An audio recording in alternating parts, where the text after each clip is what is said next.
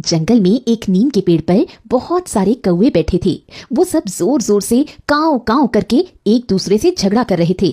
ठीक उसी समय एक मैना वहां उड़कर आ जाती है और उसी नीम के पेड़ की डाली पर बैठ जाती है।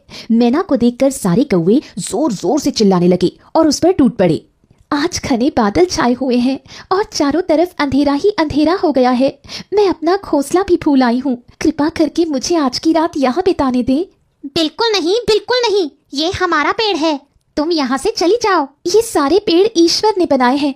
इस मौसम में अगर बारिश हुई और ओले पड़े तो भगवान ही हमें बचा सकते हैं। मैं तो एक नन्ही सी मैना हूँ और तुम्हारी बहन भी हूँ।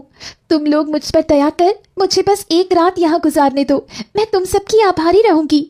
तब कौवों ने कहा, तेरे जैसी बहन हमें नहीं चाहिए। तू बहुत ईश्वर ईश्वर करती है, तो ईश्वर के भरोसे यहाँ से भाग जा। अगर तू यहाँ से नहीं जाएगी तो हम सब तुझे मार देंगे। कौवों को गुस्से में काव काव करता देख और उस पर झपटता देख मैना डर गई और नीम के पेड़ से उड़ गई। उड़ते उड़ते उसे एक आम का पेड़ नजर आया। वो मैना उस पेड़ पर जाकर बैठ गई और विश्राम करने लगी। रात को जोर जोर से बारिश होने लगी, बादल गरजने लगे और बड़े बड़े ओले बरसने लगे। कौवे काव काव करके चिल्लाने लगे और इधर से उधर उड़कर ओलों से बचने की कोशिश करने लगे, परंतु ओलों की मार से सब चोट खाकर जमीन पर गिर पड़े। कुछ कौवे घायल हुए और कुछ मर गए।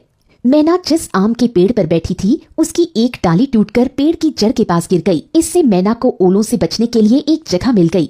नन्ही सी मैना उस पर जाकर छुप गई और पूरी रात भगवान का नाम जपती रही। ऐसे ही पूरी रात कट गई। जब सवेरा हुआ और चमकीली धूप निकली तब मैना उस डाली से बाहर निकली और अपने पंख फैलाकर आसमान में उड़ने लगी। उसने भगवान को प्रणाम किया। जब ओलों से घायल पड़े कौवों ने मैना को उड़ते देखा तो उससे कहा, मैना बहन, तुम कहाँ चली गई थी? इतनी तेज बारिश हुई, बिजली कड़की, ओले पड़े, पर तुम्हें एक खरोच तक नहीं आई। तब मैना ने कहा, मैं एक आम के पेड़ पर अकेली बैठी थी और पूरी रात भगवान से प्रार्थना करती रही। तब भगवान ने ही मेरी मदद की। दोस्तों, हमें हमेशा सबकी मदद करनी चाहिए और ईश्वर पर अपना अटूट विश्वास बनाए रखना चाहिए।